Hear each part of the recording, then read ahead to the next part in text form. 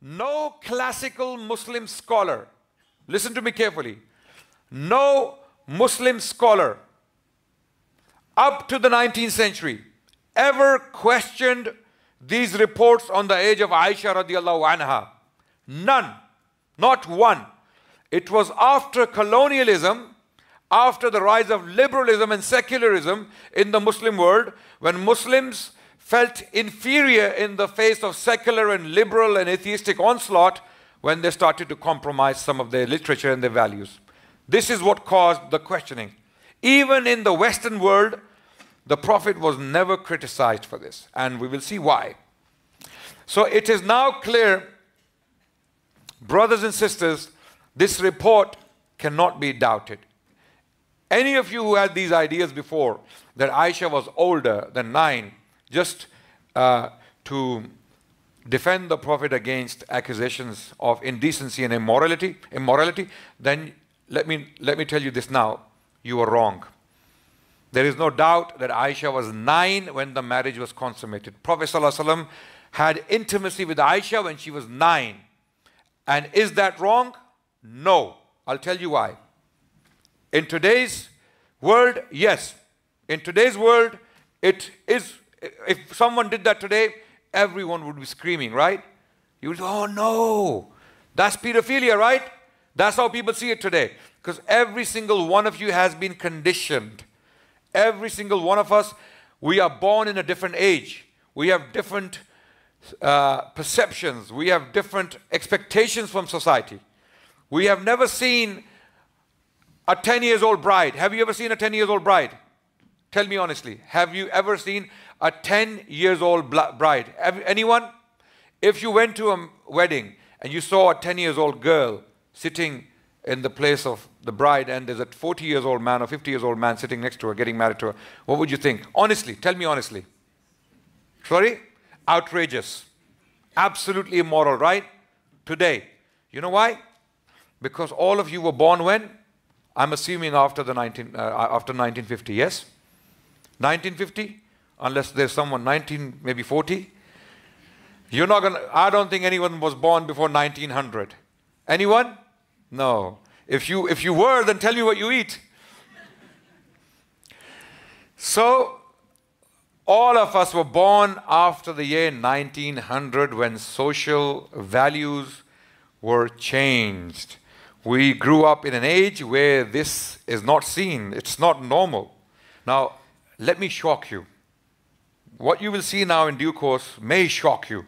Because there were people before 1900, for them, a 10-year-old bride was normal. A 7-year-old bride was normal. Hello, are you listening? A girl at 7 could be married legally. We'll see. So these people who attacked the Prophet ﷺ for doing something he did in the 7th century, which was normal for his time, are completely unaware of Islamic literature, Islamic history, Islamic morality, Islamic ethics. One. Second, they are also ignorant of human history. And we will see how. Firstly, there is nothing from the Islamic history that the Qurayshis, the arch enemies of the Prophet ﷺ, ever used this as a slur against him, like Islamophobes today. What is the first thing the Islamophobes or the people who attack Islam use against the Prophet? First thing, number one, among many other things. Number one, what is it? Age of Aisha. Your Prophet married a 9-year-old, right? Have you heard this before? Right. So from now on, from today onwards, you can tell them to go to books and get some education. Go and study. Because what you will see now will shock you as well. Believe me, it will shock you. Quraysh. No accusations. No eyelids were batted. The Qurayshis never, they called him a soothsayer or fortune teller. Yeah. Madman. What else? What else did the Qurayshis call him? Sallallahu Alaihi Wasallam. They used everything. They tried to tarnish his name by any means. Yes? Right? They uttered poetry about him. But never did any one of them say, why did you marry a 9-year-old girl? Why did you marry? Are you a pervert? None of them said that to him. You know why? Because they had nothing, there was nothing wrong with it. It was a common practice. There is nothing from Islamic literature that tells us that. Okay, what about medieval critics? During the Middle Ages, medieval period, the Prophet was criticized in Europe. You know who waged the Crusades against the Muslims? Crusades. Crusades were waged from France, England, and Germany. Okay? What caused the Crusades? If we go by the traditional view, Pope Urban II in 1095 delivered a speech in a place called Clermont. And he encouraged the Christian knights in Europe who were fighting each other, killing each other, that why don't you unite and go and liberate the Holy Land from the infidels. Who were the infidels? Muslims, right? The Saracens, the infidels, go and liberate. And one of the ways those wars were justified was by attacking Islam and the Prophet of Islam. The Prophet of Islam was painted as one of the worst people who ever lived in the history of humanity by the European clergy at the time. Catholic monks writing on Islam, they lied on the Prophet. They said all sorts of things. So medieval critics never used this against the Prophet. Never. Why? Because it was perfectly normal about their societies as well. They were getting married to younger women, as young as 7, 8, 9, as we will see in due course. Okay? Is this something I made up? No. No. This is what historians, sociologists, anthropologists, all of them are telling you this, that this was the case throughout human history. That was the case up to the 19th century. And you will see the evidence. Then what about Renaissance authors? During the Renaissance in the 15th, 16th, 17th century, did any of them criticize the Prophet? They wrote about the Prophet, by the way. Because the Turks, the Ottoman Turks, were a huge source of fear for the Europeans. Europeans, during the Renaissance period, you know their biggest nightmare, what it was? The Ottomans, who were around the corner. They were very close. So because of the Ottomans, Europeans wanted to paint the Turks in a bad light. And how do you do that? By attacking the Prophet and the faith. So many Renaissance writers were writing on Islam and the Prophet and on the Ottomans.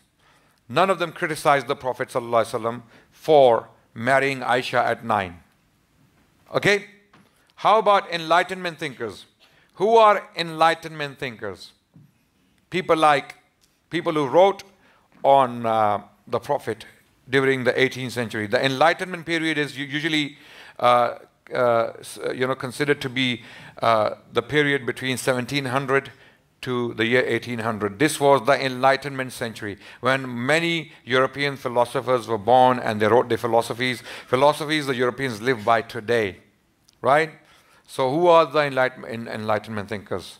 Immanuel Kant, David Hume, for example, Isaac Newton, or John Locke, okay, Joseph Priestley, right, Adam Smith, Edward Gibbon, the author of The Decline and the Fall of the Roman Empire, Simon Oakley. All these people, some of them specifically wrote on the Prophet ﷺ. Gibbon specifically wrote a chapter, an entire chapter in his book.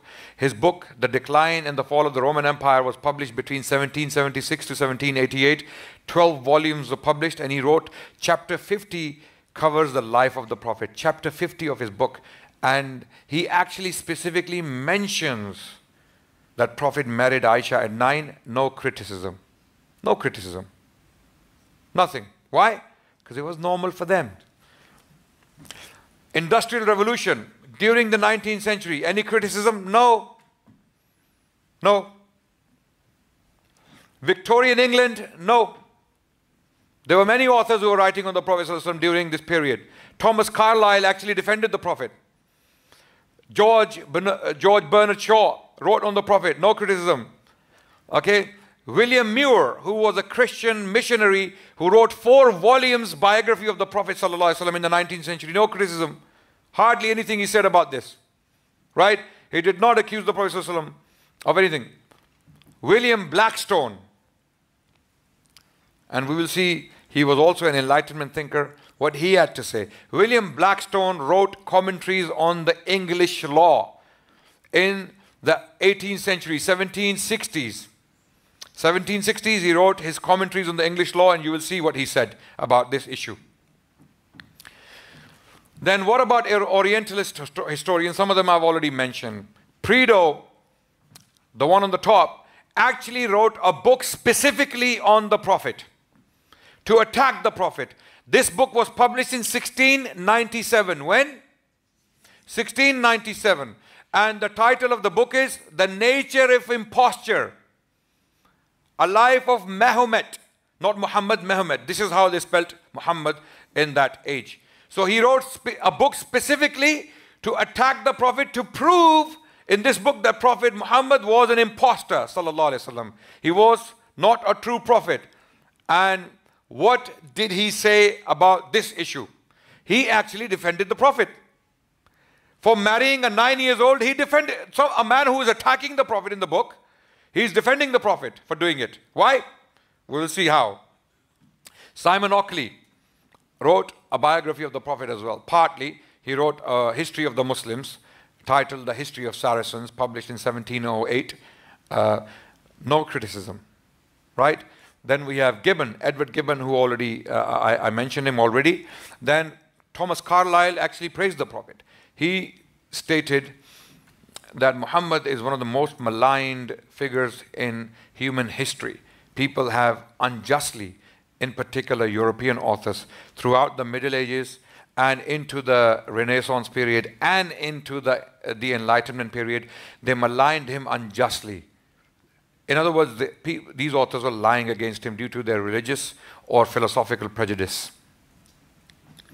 William Muir already mentioned. Then there were 2 very important Orientalists who produced a lot of work on Islam and Muslims. Ignaz Goldziher, who was Jewish from Hungary. He was an Hungarian Jew. And Theodor Noldeck, who was German. Both of them, they produced chunky volumes on Islam. No criticism on Aisha. So this is the title page of Prideaux's book. The true nature of imposture fully displayed in the life of Muhammad. Yes? So, is he writing the book to prove that Muhammad is a prophet? What is he writing the book for? To prove the opposite. To prove that Muhammad ﷺ was an impostor. And this book was published in London in 1697. As you can see the date in Roman numerals. Okay? So, on page 52 of his book, this is what he has to say on this issue. Can you read from the top? This is Shakespeare in English. So, he talks about Aisha's marriage with the Prophet. And there, on the 3rd line, he writes, Aisha, the daughter of Abu Bakr. The Prophet married Aisha, the daughter of Abu Bakr, and Sauda. So after the death of Khadija, he's mentioning this. After the death of Khadija, the Prophet married Aisha and Sauda, the daughter of Zama, Sauda bint Zama. Okay, and while after he added to them Hafsa, the daughter of Umar, whereby making himself son-in-law to 3 of the principal men of his party. He did by that alliance the more firmly tie them to his interest. Aisha was then but 6 years old. Are you listening, everyone? This is what it states in the book, page 52. A book written to attack the Prophet. Aisha was then but 6 years old, and therefore he did not bed her till 2 years after. Actually, it was 3 years after. He was wrong there. 2 years after. He did not bed her till 2 years after, when she was full 8 years old. She was 9. For it is usual in those hot countries, right? This is interesting. as it is in all India, over which is in the same clime with Arabia. For women to be ripe for marriage at that age and also bear children the year following.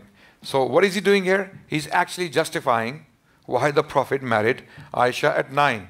It was perfectly fine in that area. Women would ripe, in other words, they would reach adulthood earlier in those areas. Then this is the history of the decline and the fall of Roman Empire by Gibbon. That's the first volume, 1776, chapter 50. He talks about the Prophet's marriage with Aisha, and he does not have any criticism. Rather, he just passes through. Just, okay, he was married, normal, what's the problem? Now, prepare for the shock.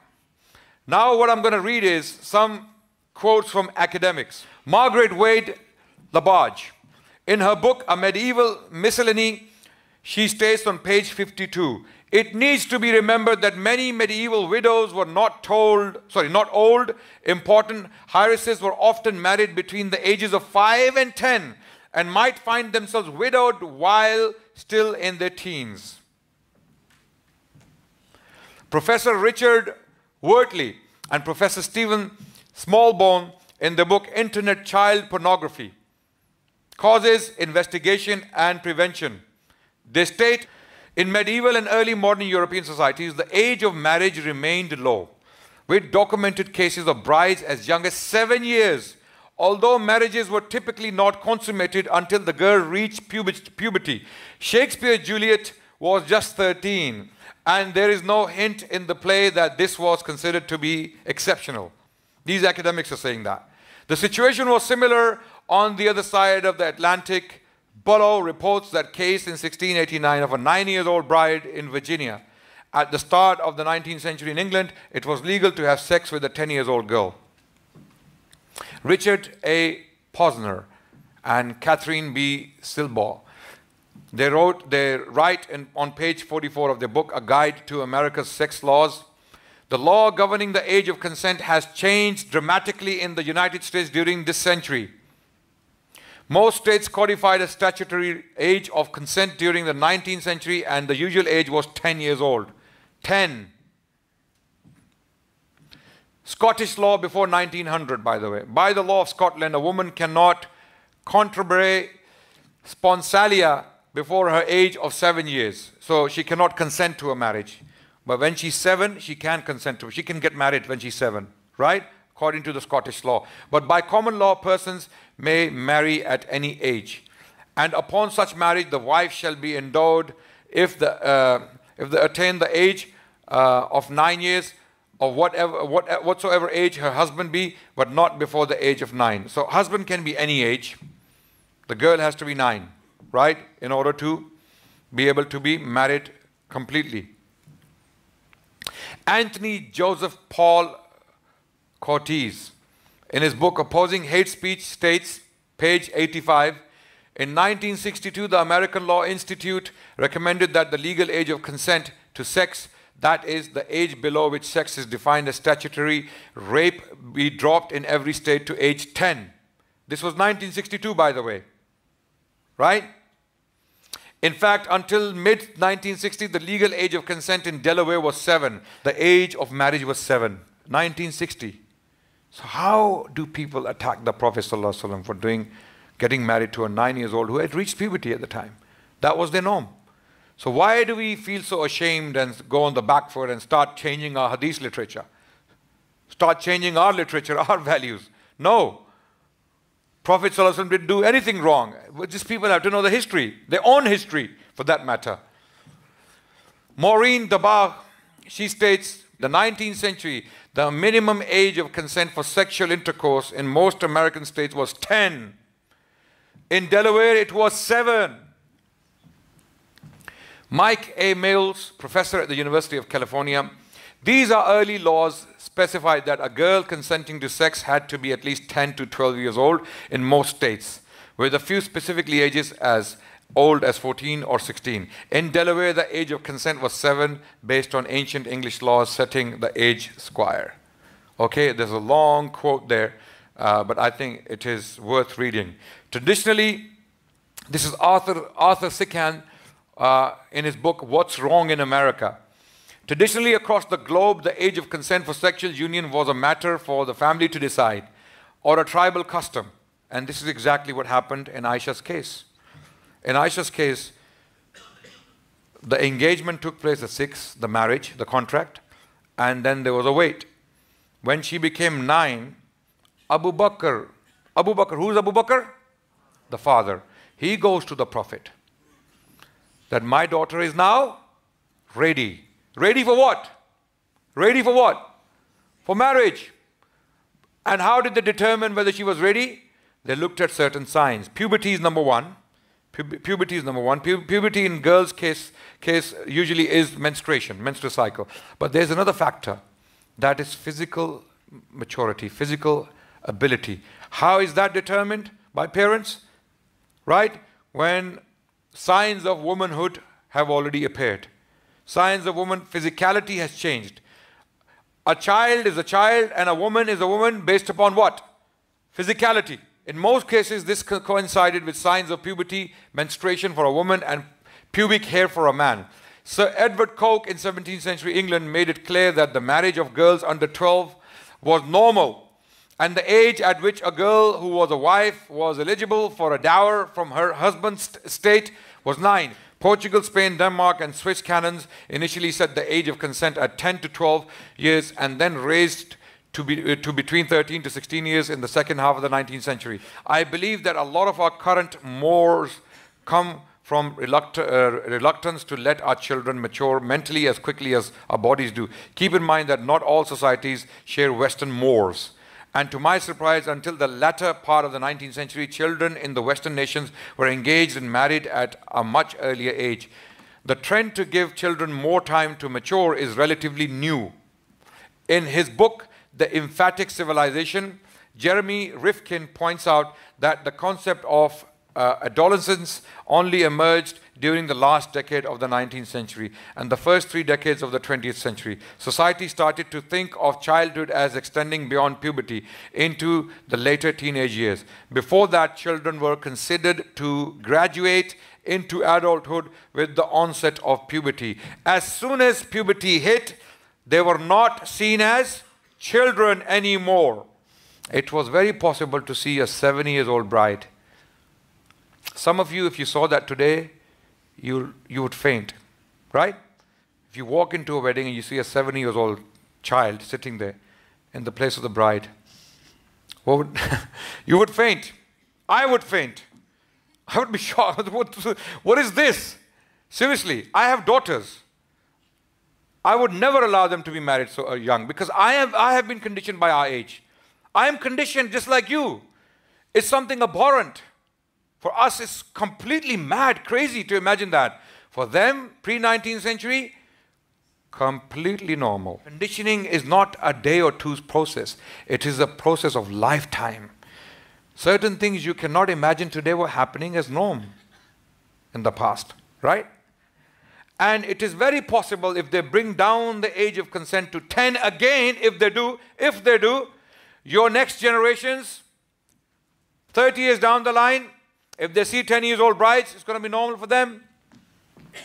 Merrill D. Smith, Encyclopedia of Rape. Page 40. Historically, the age of consent was set at 10 or 13 years, depending on the era and the culture, and tended to coincide with female puberty, which was also the age at which a female could marry without parental permission. Puberty. 1867, a student's Blackstone commentary on the laws of England in 4 books by Sir William Blackstone, abridged and adapted to the present state of the law. That's the important part I want you to remember. Keep in mind. What? Adapted to the present state of the law. What date are we looking at? 1867, there, on the title page. And that's the page I want you to look at. 110. So what was the present state of the law in 1867? Which is what? 120, 150 years ago, right? Okay? So here, the third last line, read from here. A female also, At 7 years of age may be betrothed or given in marriage. At 9 is entitled to dower. At 12 is at years of maturity and may consent or disagree to marriage. Okay?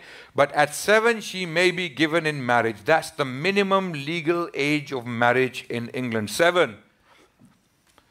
So, having seen all of that, those people who attacked the Prophet ﷺ for marrying a 9 years old, are they fair? Are they doing justice?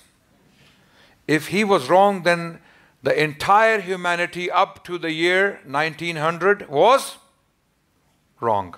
All of them were doing the same crime. And to condemn them all is what? Extremism, to say the least, if not madness. To say the least. So do not separate the Prophet ﷺ from the rest of humanity. So this is what these atheists, Christian missionaries, and Islamophobes, and Muslim modernists do.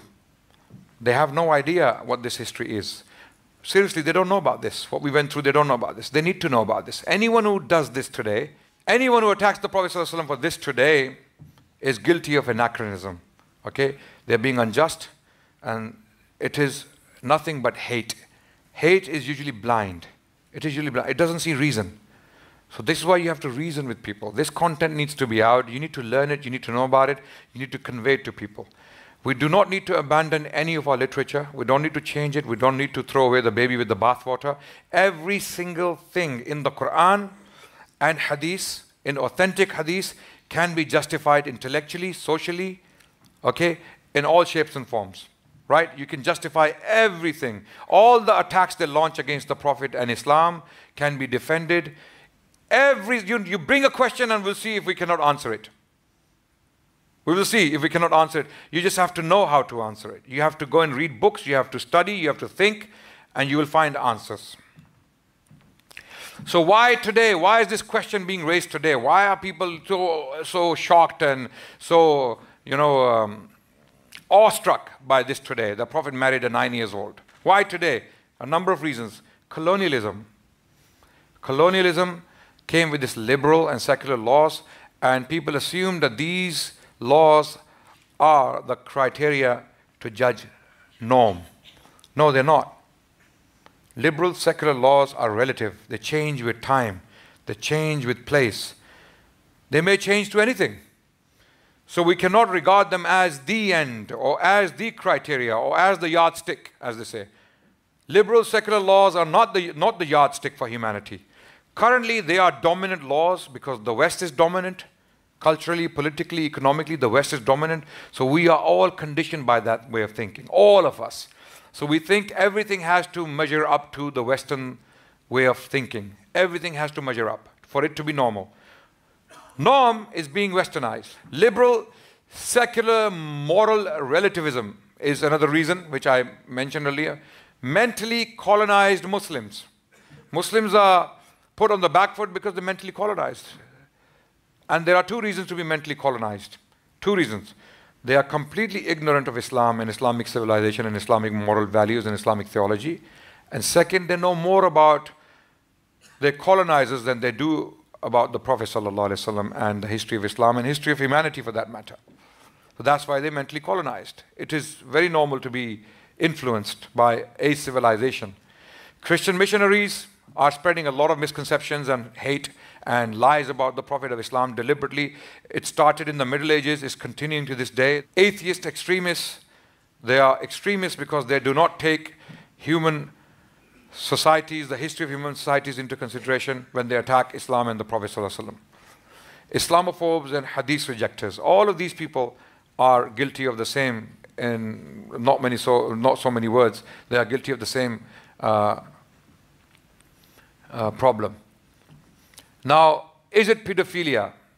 Technically speaking, even by today's standard, is it pedophilia? First of all, it cannot be, because otherwise all of humans were pedophiles. Do you agree? Pre-19th century, every single Victorian gentleman walking with a stick and hat, like that, in London, was a pedophile, right? Potentially William Blackstone was a pedophile. All the kings, all the Victorian thinkers, including all those who wrote on the Prophet and didn't criticize him, they were all pedophiles. Every single person who believed in these laws, Thomas Jefferson, Adam Smith, George Washington, right? All the major thinkers, Leonardo da Vinci, Michelangelo, right? Galileo, all the popes, everyone, every single human, because they had no problem with it. Let's see now, by today's standard, what is puberty? On the National Health Service website, British National Health Service, NHS, on their website, this is how puberty is defined. Puberty is when a child's body begins to develop and change as they become an adult. When do they become an adult? Girls develop breasts and start their periods. Boys develop a deeper voice and facial hair which start to appear. The average age for girls to begin puberty is 11. While for boys, the average age is 12. Now it makes sense why in the past they had such lower ages, 10, 11, 12, even 7. 7 is, I think, extreme, right? But average was 10, 11, 12. 10, 11, 12 in human societies generally, right? Why? This is why, because by that age, girls would usually reach puberty, right? But it's different for everyone. So don't worry if your child reaches puberty before or after their friends.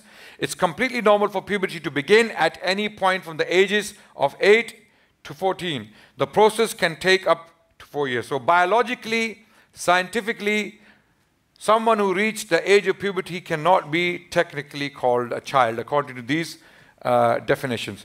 But I do understand that laws, legal systems see it differently. They define child differently. A child is depending on what the age of consent in a given country is. It may be 16, it may be 14, it may be 17, 18, depending on the country you live in. And this is why those countries, the laws have to be considered, they have to be followed. And this is why people would not get married to girls given the age of consent in that country. They would not get married to anyone younger than that age of consent today, right? You cannot use the current legal systems and the age of consent they define to condemn the entirety of humanity before the 20th century. Do you agree? Okay. So now when someone comes to you and tells you the Prophet married 9 years old Aisha, what would your response be? Sorry? It was normal for the time. And then they will ask you to prove it. And then what will you do? Take them to the sources and tell them, go and read the histories, social histories of humanity. Pick up any book and see the ages of consent, even in Britain. So, to summarize everything, number one, hadith of Aisha is not untrustworthy. It is authentic. There is no doubt that Aisha said what she said. She was 9 when the Prophet consummated marriage. Are we obliged to do it today? Are we obliged to get married to 9 years old? Because some people will now come back, having heard all of that, they will say, but your Prophet is a model for you until eternity. He is Rahmatul lil Alameen. He is a mercy for all the worlds, and you have to follow him until the day of judgment. So you should be getting married to 9 and 10 years old girls. No. So we're not obliged to do it today, because the Prophet, it is the same Prophet, Muhammad sallallahu alaihi wasallam, who taught us to be wary, be sensitive of the cultural norms of the people you live with. The Prophet sallallahu alaihi wasallam said to Aisha radiallahu anha in Makkah, if it was not for your people, Aisha, your tribe, Quraysh, I would bring the door of the Kaaba down. At the moment, where is the door? It's 7 feet above, right? Yes? The Prophet wanted to bring the door down, but he didn't do it. He didn't do it. Why? Why? It was perfectly halal for him to do it. He wanted to do it, but he abstained. Why? To avoid controversy. To avoid unnecessary controversy, because if he tried to do it, the Meccans, the Qurayshis, they would have had a problem with it. So Prophet knew his situation well, right? So what lesson do we learn from this? Maslaha and mafsada. The concept of maslaha and mafsada, that when you live in a society, you have to consider their norms.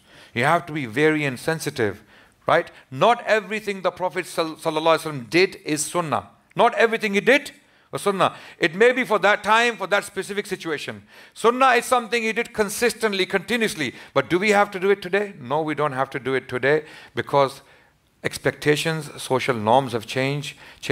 Prophet ﷺ moved with the times. He taught us to move with the times. We do not change our morality. We do not change our ethics. We do not abandon our literature, our theology, but we move with the times, and we consider the norms of the times we live in and the people we live with. Thank you so much for listening. Walhamdulillahi Rabbil Alameen.